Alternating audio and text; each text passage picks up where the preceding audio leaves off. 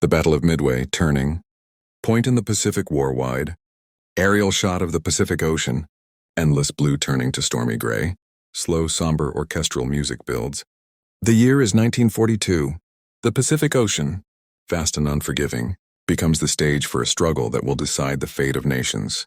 In the wake of Pearl Harbor, the Empire of Japan has swept across the Pacific like a tide of steel and fire.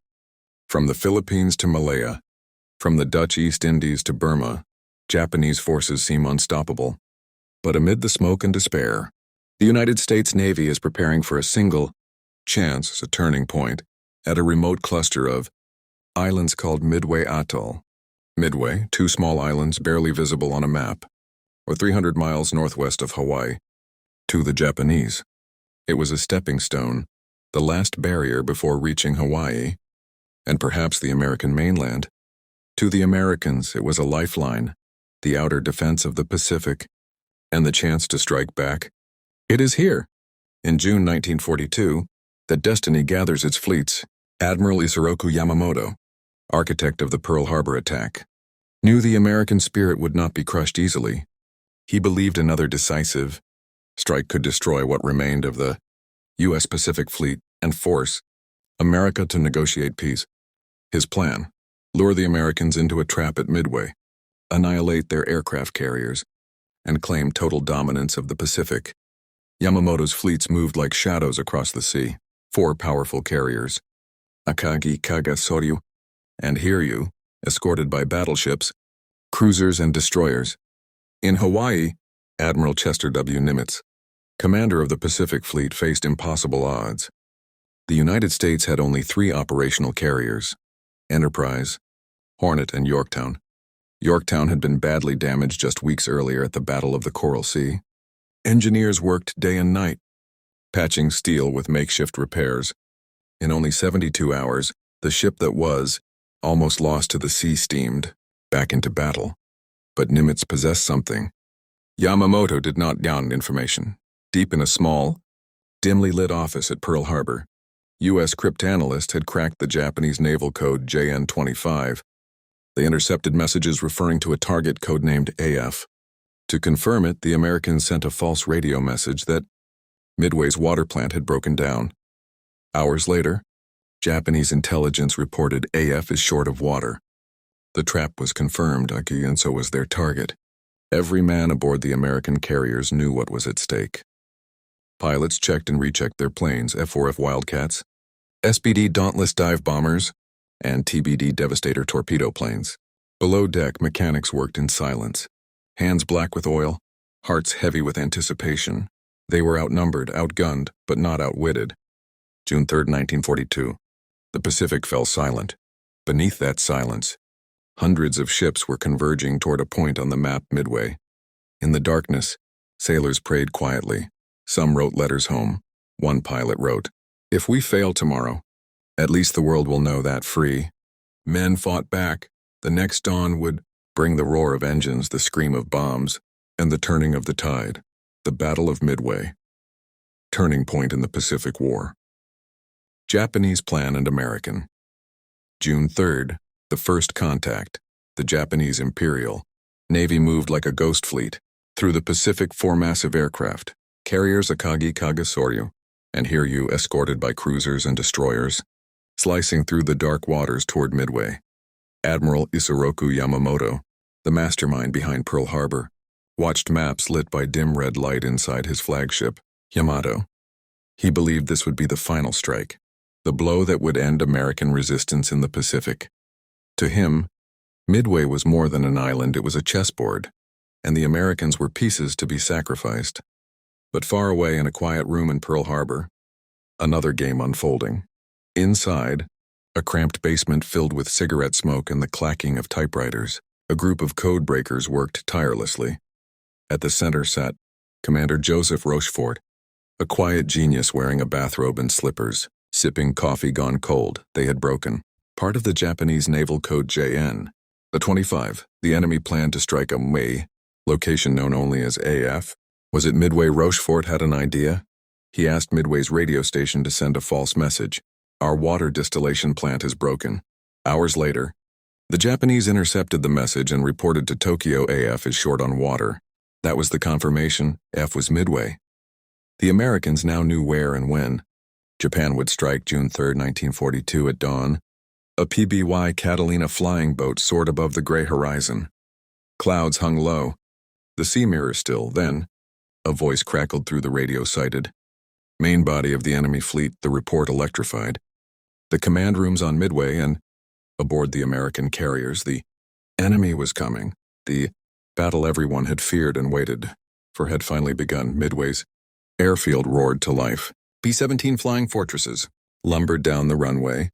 Heavy with bomb, they climbed into the pale morning light, heading toward the Japanese fleet. But the ocean is vast. Their bombs fell harmlessly into the sea splashes that barely touched the horizon. The first strike failed, but it didn't matter. Both sides had seen each other, and by sunrise the next day, June 4th, the Pacific would explode in fire and steel. The first light of June, 1942, crept across the Pacific. The sea was calm, glimmering like liquid glass, too calm. Beneath that serene surface, thousands of men waited for orders that would decide their fate. Japanese reconnaissance planes rose into the sky, their engines humming like angry hornets. Moments later, Commander Mitsuo Fuchida's replacement, Lieutenant Tomonaga, led a strike group of over 100 bombers and fighters toward Midway. At 6:20 a.m., the sound of engines tore through the sky. The air raid sirens wailed across Midway like screams of metal. Men raced from their bunks, sprinting to gun emplacements as the first bombs began to fall.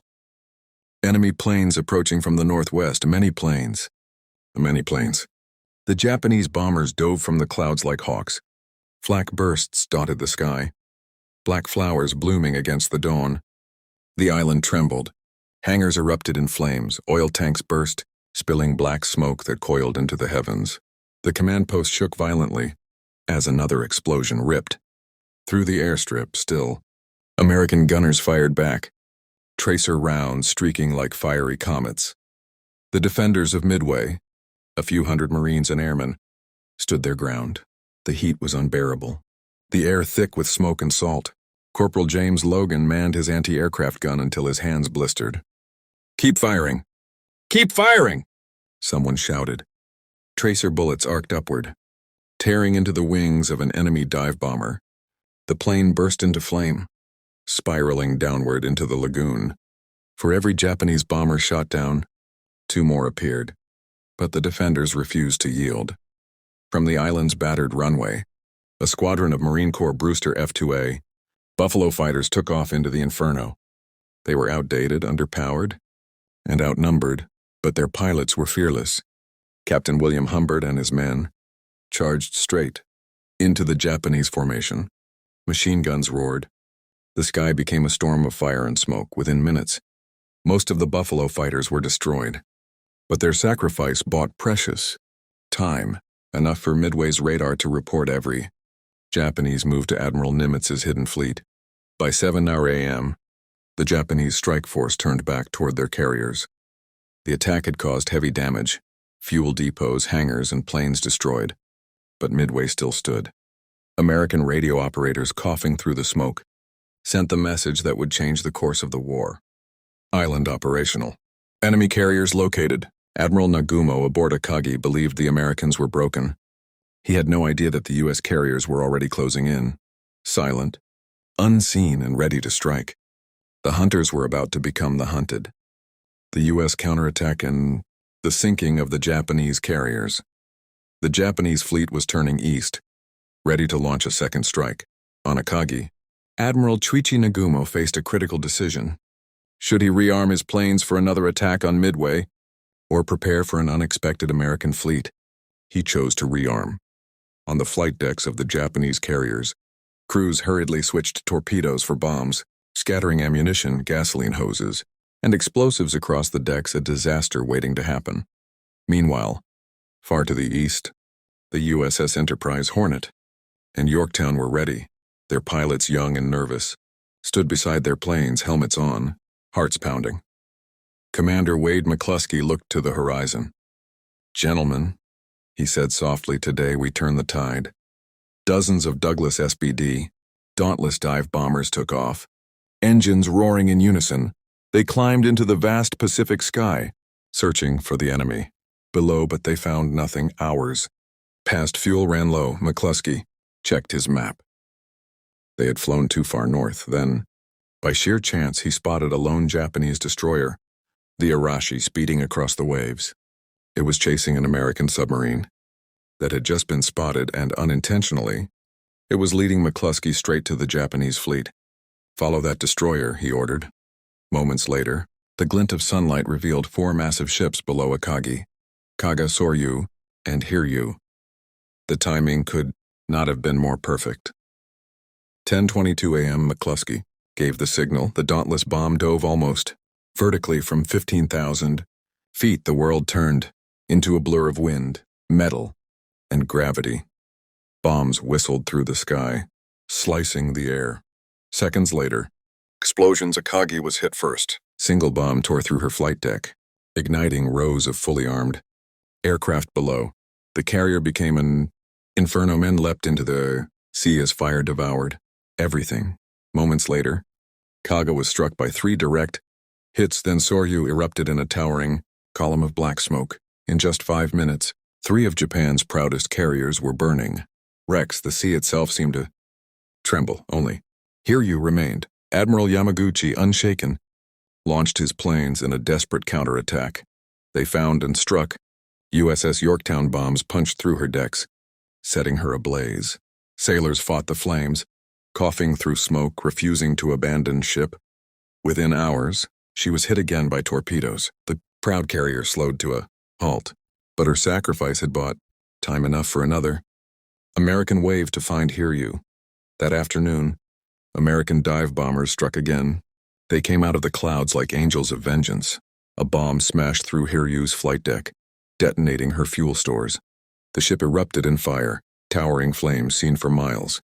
Admiral Yamaguchi chose to stay aboard, going down with his ship as tradition demanded. By sunset, the once invincible First Air Fleet of Japan was gone. 4 carriers sunk, over 250 aircraft lost. Thousands of sailors vanished beneath the waves. The Battle of Midway, turning point in the Pacific War. The battle was over. By nightfall, the sea that had burned all day fell silent. Flames danced on the black water, reflecting the ghosts of ships that no longer existed. American sailors stood quietly on the decks of their carriers, watching smoke drift across the horizon. They had won, but at a terrible cost. Hundreds of men were gone. Yorktown lay crippled, later to sink beneath the waves. Yet the mood was not grief, and it was awe. Against impossible odds, the United States Navy had turned the tide of the Pacific War. Admiral Chester W. Nimitz, upon receiving the reports, read them in silence. He knew what this victory meant. Japan had lost 4 of its frontline carriers, Akagi, Kagasoryu, and Hiryu. These were the same ships that had struck Pearl Harbor 6 months earlier. Their loss shattered the backbone of Japan's naval air power. From that moment, Japan would never again regain the initiative in the Pacific. Midway, Nimitz wrote in his report, it was not a battle won by chance. It was won by intelligence, courage, and sacrifice. On the decks of American carriers, simple ceremonies were held. Sailors wrapped their fallen comrades in the stars and stripes, sliding them gently into the sea. The ocean that had been their battlefield became their grave. Each splash echoed like a heartbeat in the silence of victory. In the months that followed, the Allies pushed forward, through the Solomons, the Marianas, and beyond. The balance of power in the Pacific had shifted forever. The Japanese Navy would fight again, but never with the same strength. Never with the same confidence. Midway had proven that courage, strategy, and information could overcome even the mightiest empire. The waves roll endlessly over the same waters where steel once burned and heroes fell. Time has washed away the smoke and the blood, but the echoes of that day remain. Those who fought at Midway, one veteran later said, did not just defend an island, they defended the future.